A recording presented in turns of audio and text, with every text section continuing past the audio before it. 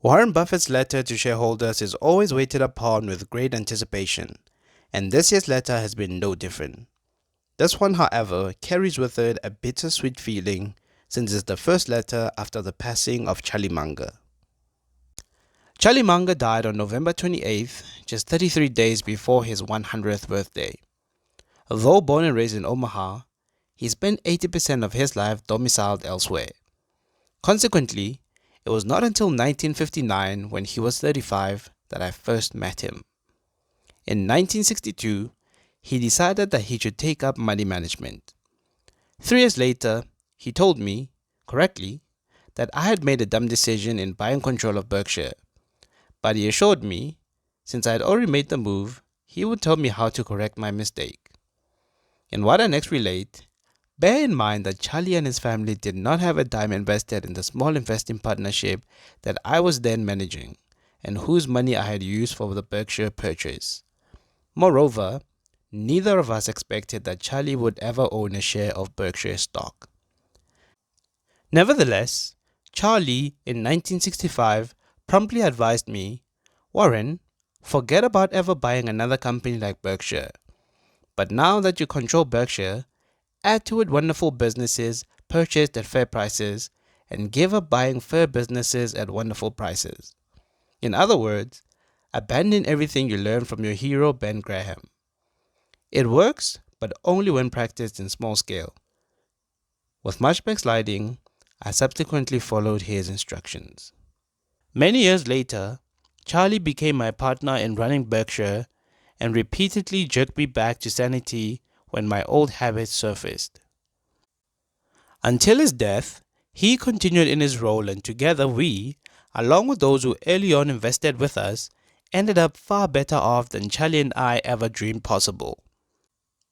In reality, Charlie was the architect of the present Berkshire, and I acted as the general contractor to carry out the day-by-day construction of his vision. Charlie never sought to take credit for his role as creator, but instead let me take the bows and receive the accolades. In a way, his relationship with me was part older brother, part loving father. Even when he knew he was right, he gave me the reins, and when I blundered, he never reminded me of my mistake. In the physical world, great buildings are linked to their architect, while those who have poured the concrete or installed the windows are soon forgotten.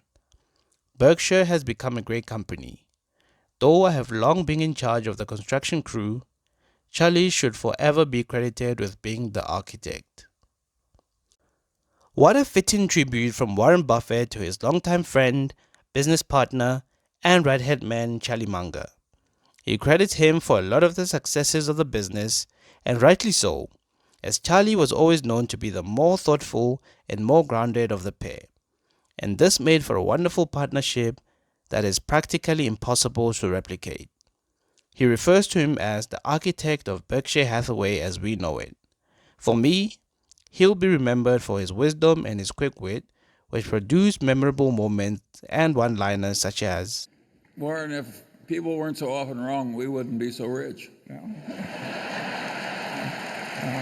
He will be missed for sure. May his soul rest in peace. Now that we've covered that, let's look at what Warren had to say concerning the business and what lessons we can learn from him this year. So it starts off the letter talking about how he and Charlie have always felt the responsibility of communicating with the investors in Berkshire, and how both the good and the bad should be communicated by him and none else. He wrote the letter with a certain kind of investor in mind, the kind which his own sister Bertie is the perfect model of. One who is a lifetime investor and is interested in that which is going on in the company.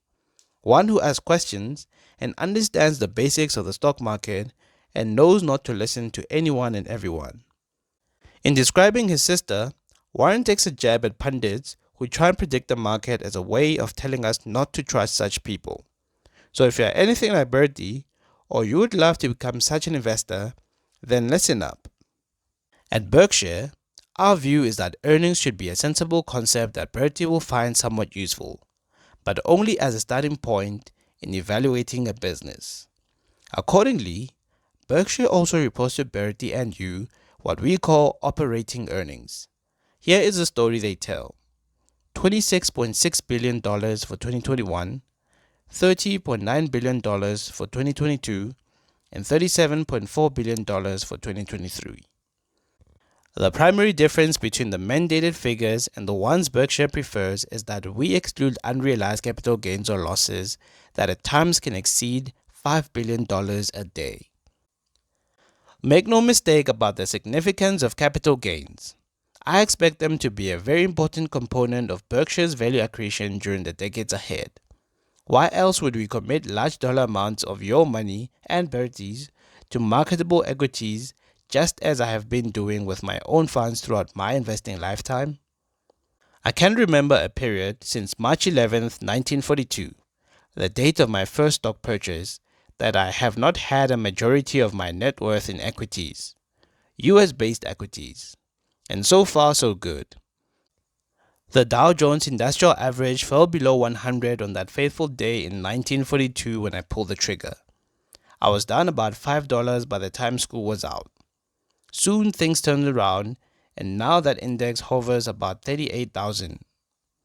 America has been a terrific country for investors. All they've needed to do is sit quietly, listening to no one. It is more than silly, however, to make judgments about Berkshire's investment value based on earnings that incorporate the capricious day-by-day, and yes, even year-by-year movements of the stock market. As Ben Graham taught me, in the short run, the market acts as a voting machine. In the long run, it becomes a weighing machine. Warren touches on a very interesting subject here, earnings. He indicates that for long-term investing, earnings are important to note, but aren't the end-all be-all. He introduces the concept of operating earnings that doesn't take unrealized capital gains or losses into account. The reason for this being that for a company like Berkshire, the swings between unrealized profits and losses can be very big and change way too often for one to be able to really tell the value of the business with them included. The quote from Ben Graham, "In the short run, the market acts as a voting machine. In the long run, it becomes a weighing machine," means that if we look at the market in the short term, we will see what the price of the business is and how it fluctuates. But in the long term, we see what the value of the business is and how much value it has provided. That's the other popular saying in the investment world: price is what you pay and value is what you get. I guess if you think about it, Warren here is teaching us not just to buy shares in a company for the mere fact that the price is going up. We need to see the value in the company for it to be a good investment. To double down on this point, he further goes on to say, our goal at Berkshire is simple. We want to own either all or a portion of businesses that enjoy good economics that are fundamental and enduring. Within capitalism, some businesses will flourish for a very long time, while others will prove to be sinkholes. It's harder than you would think to predict which will be the winners and losers. And those who tell you that they know the answers are usually either self-delusional or snake oil salesmen. Again, Warren speaks out about those who like to make predictions about where the market is going to go and offers a better solution: investing long-term in a sound company that will endure the storms. This is, however, not an easy feat, as he further had this to say. At Berkshire, we particularly favor the rare enterprise that can deploy additional capital at high returns in the future. Owning only one of these companies and simply sitting tight can deliver wealth almost beyond measure. Even heirs of such holdings can sometimes live a lifetime of leisure.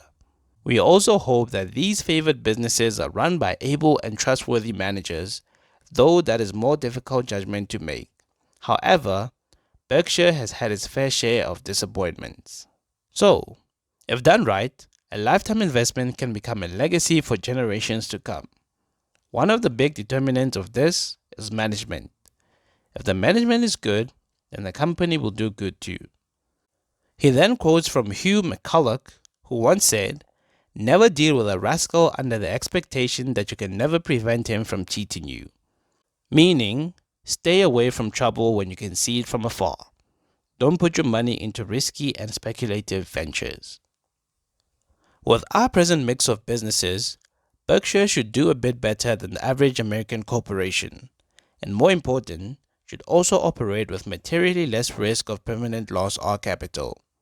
Anything beyond slightly better, though, is wishful thinking. This modest aspiration wasn't the case when Bertie went all in on Berkshire, but it is now.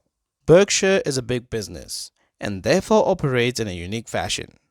That being said, we can learn a thing or two from this. We shouldn't think that we can always make big returns.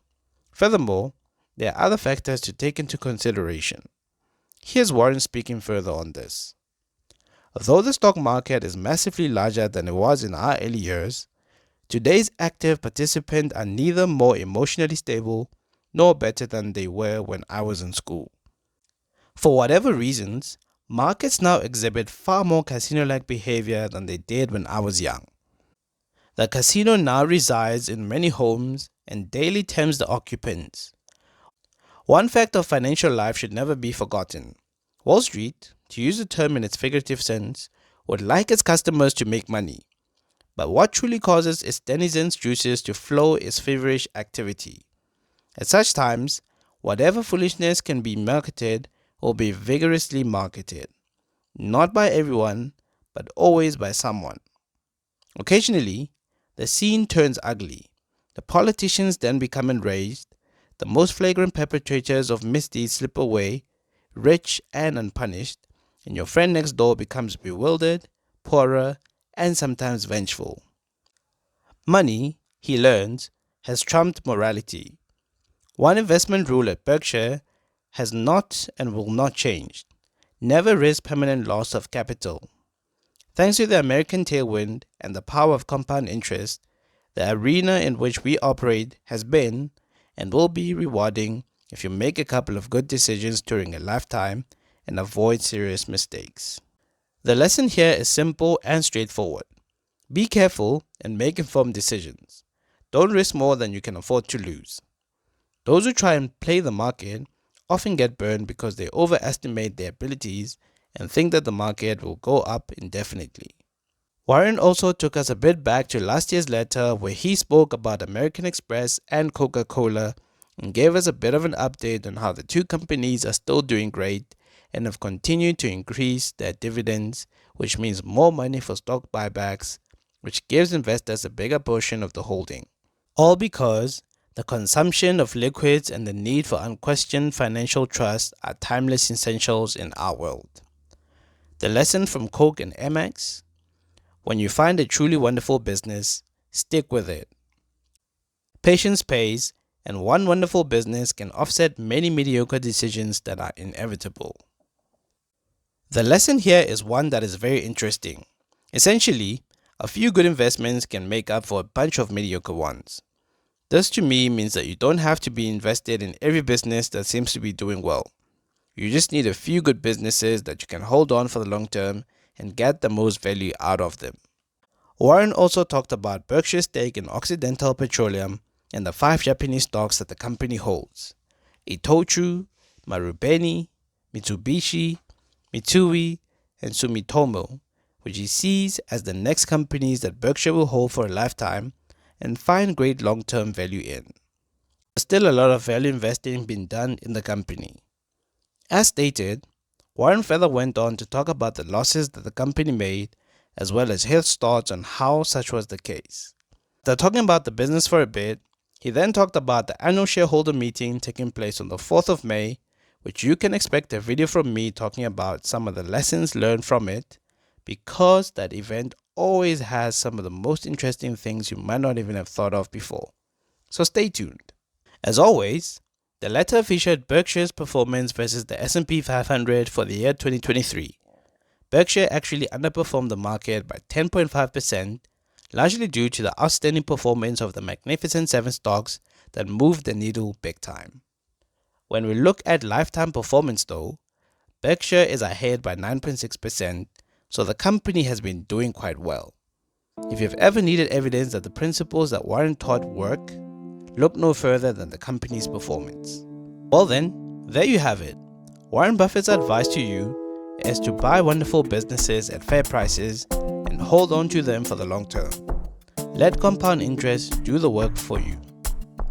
Speaking of compound interest, you can make it your best interest by subscribing to this channel so you keep learning how to make it so. Go ahead, it's free after all. I hope you found value in this video. If you did, then show some love by leaving a like and sharing this video with a friend.